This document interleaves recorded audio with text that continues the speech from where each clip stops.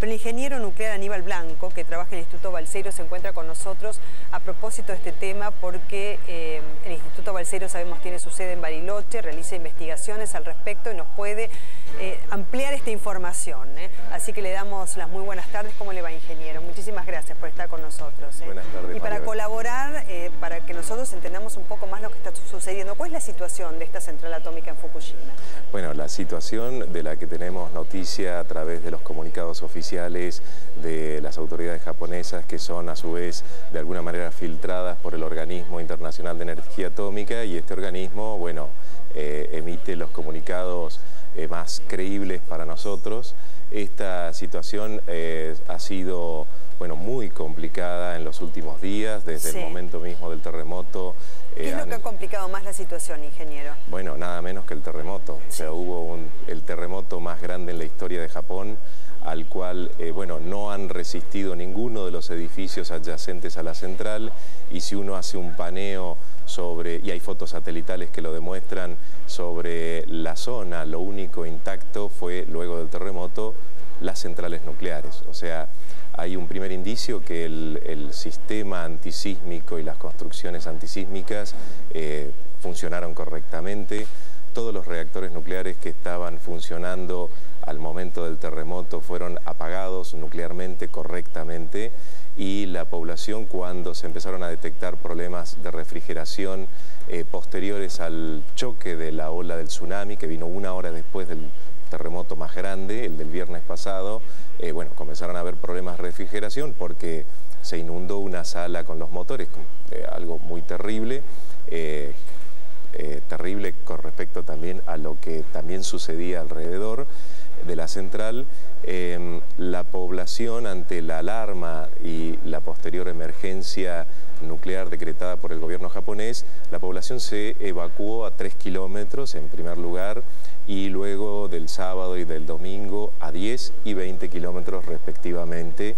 Y hoy la población se confirmó que la población está totalmente evacuada de Fukushima a una distancia no menor a 20 kilómetros. Sí. Por otro lado, las autoridades, como bien decías, han sugerido a la población ayer a la mañana no salir de sus casas, o permanecer más bien en sus casas, en una distancia aproximada entre 20 y 30 kilómetros, que no salgan de las casas. Sí. También nos llegó la información de que la población en Tokio se está autoevacuando. De hecho, comenzaron a hacerlo, por ejemplo, los periodistas, distintas cadenas de televisión, en segundo término los diplomáticos, y bueno, los ciudadanos comunes y corrientes, digamos, porque más allá de lo que pueda llegar a pasar, temen por su salud, porque está a 280 kilómetros de Fukushima. ¿Corre riesgo la salud de la población en Tokio?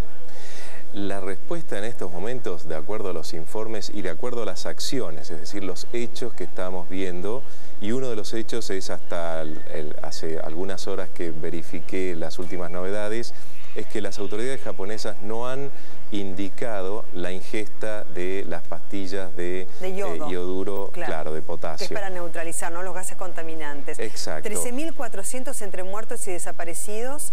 Ingeniero, esta es la información de último momento que estamos recibiendo de parte de la televisión japonesa. Sí, podemos aclarar, ya que está en pantalla, que los 13.400 muertos son son muertos y desaparecidos por causa del terremoto y posterior tsunami. Claro, no como consecuencia de la inhalación de gases tóxicos. Claro, no tiene nada que ver la central nuclear.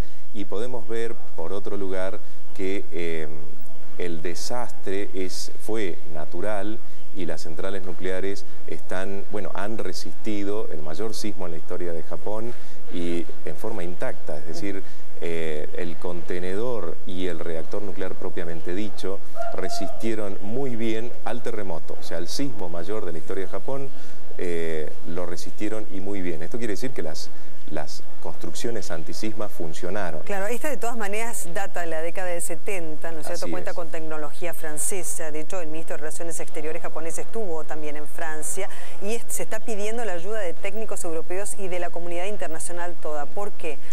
¿Japón no cuenta con elementos suficientes como para hacer frente, pese bueno, a que es un desastre demasiado grande, ¿no? para abarcar? Bueno, yo creo que me parece lógico en un país devastado y con la emergencia nacional que está no me refiero a ayuda humanitaria desde ya, me estoy refiriendo a la central atómica en particular. Así es. ¿No? Japón y como todos los países dentro de la comunidad internacional nuclear, en cada problema que tiene con sus unidades nucleares, siempre pide ayuda y siempre está el Organismo Internacional de Energía Atómica intentando, bueno, brindar ayuda, asistencia técnica, y Japón lo que hizo fue lo de siempre, pedir ayuda cuando tiene problemas. Porque más allá de la ayuda, me refiero, ¿no es cierto?, desde el punto de vista pragmático, a lo que se está realizando, ¿no? Y a lo que no se puede realizar también. Exacto. O sea, por ejemplo, ¿no?, teniendo en cuenta que los refrigerantes no funcionan porque los motores diésel, ¿no es cierto?, no se encuentran en funcionamiento, teniendo en cuenta la inundación como consecuencia del tsunami,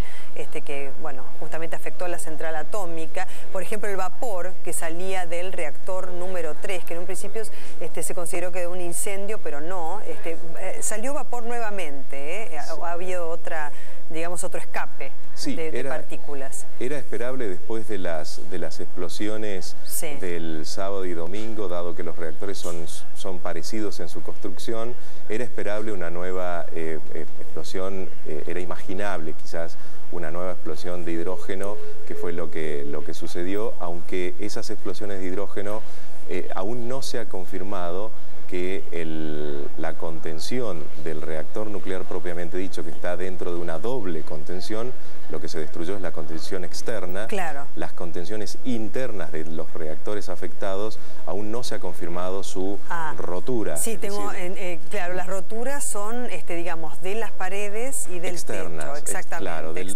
edificio secundario de contención. Y entonces de ahí, porque justamente antes habría que seguir la secuencia de los eventos, se emitió el vapor justamente por los aumentos de presión debidos a la falta de refrigeración en algunas horas posteriores al tsunami. Se liberó vapor a la primera contención, o sea, lo más cercano al reactor nuclear, propiamente dicho, a la vasija que contiene los elementos, los combustibles nucleares. La primera contención se llenó de ese vapor al bajar la presión del reactor nuclear, se llenó de ese vapor. Ese vapor, de alguna manera que todavía no ha sido explicitada, ese vapor llenó el segundo contenimiento. Estamos viendo otro tipo de reactores, es un reactor Candu bastante distinto. Los reactores japoneses que estamos hablando son reactores de agua en ebullición, es decir, el agua llega a hervir dentro del núcleo. En los reactores que estamos viendo en pantalla, el agua no hierve en el núcleo, son bastante distintos. Son diferentes. En este, claro, alta presión, ¿no es cierto?, altas temperaturas, se produce el vapor, ¿no es cierto?, con la eliminación de gases que son contaminantes y tóxicos, ¿no?, con la fusión también, ¿no?, de barras de combustible, o sea, de uranio, ¿no?, que decían que también era un problema. ¿Todavía sigue ese riesgo?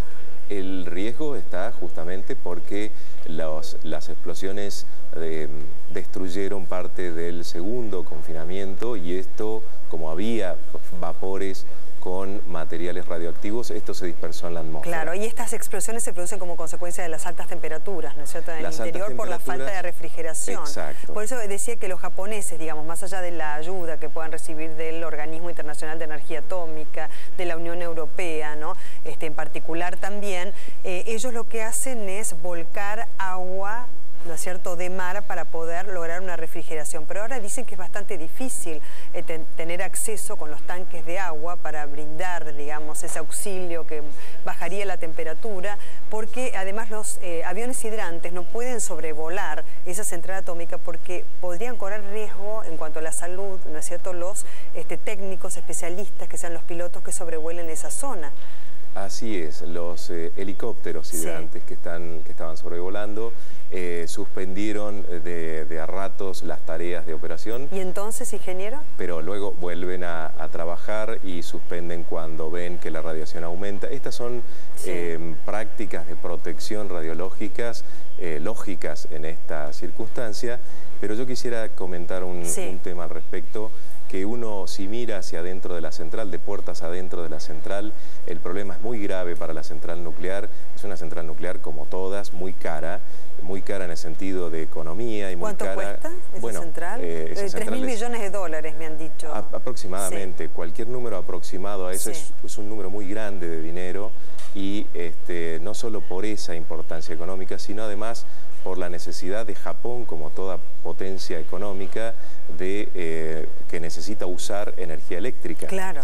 Entonces son 11 reactores que han sido apagados de los 54 en total que tiene Japón, y Japón, como es un país casi sin materias primas, no puede darse el lujo de perder una central nuclear. Sí, esta central nuclear quedaría también absolutamente inutilizable, digamos, a los propósitos de la generación de energía eléctrica y otros propósitos, porque también la energía nuclear sirve para la medicina y demás, pero digámoslo como un efecto secundario, porque estamos hablando de lo que usted menciona, que me parece muy importante, ¿no? Pero si dejase de estar en funcionamiento, ¿no? ¿Qué se haría con esa central atómica? Estoy refiriéndome a los basureros nucleares, que ya es un tema también que los grupos ecologistas han tratado durante mucho tiempo. ¿Qué hacer con esa central? Bueno, esa central tiene todas las normas de seguridad y que han probado ser eficientes, por ejemplo, en los mecanismos de mitigación en caso de accidentes. Los mecanismos de mitigación incluyen la evacuación preventiva de la población, el reparto de pastillas de yodo para la ingesta en caso de verificarse una emisión masiva de gases con estos materiales radioactivos, no tóxicos, sino radioactivos, que son justamente perjudiciales para el ser humano, aunque un hecho que nos da muestras que no hay todavía riesgo mayores para la población a 20 kilómetros es que el gobierno japonés todavía no ha dado la orden de ingesta. Esto quiere decir que el problema no es tan grave para esa población. Sí lo es. ¿Todavía no están consumiendo cápsulas de yodo? No, hasta hace algunas horas que verifiqué no se ha dado la orden de la ingesta de estas pastillas, y sabemos que el gobierno japonés lo primero que está cuidando es a su población, y esta población, lo más cercano que está a la planta es 20 kilómetros. Claro. Tokio está mucho más lejos, y cuanto más lejos de la radiación es menor el efecto posible de daño. Por lo tanto, cuanto más lejos está la población es menor el riesgo de algún tipo de contaminación. Por eso es importante tener en cuenta que, dado que el gobierno aún no ha dado la orden de ingesta, eso es al menos una buena noticia todavía, que esa población todavía no está en riesgos mayores. Y por otro lado, mirando hacia adentro de la central, el problema es grave para la central, para la parte técnica, para las consecuencias radiológicas de las inmediaciones de la central. ¿Hasta cuándo? ¿Hasta cuánto, digamos, hasta kilómetros? Hasta, bueno, los 20. ¿Nada más que los 20? Claro. ¿O puede ser mayor teniendo en cuenta la peligrosidad a la que se menciona? Si fuera mayor, el gobierno hubiera decretado la evacuación a un radio mayor. Eso es claro, y los japoneses lo tienen muy claro y la gente está muy avisada.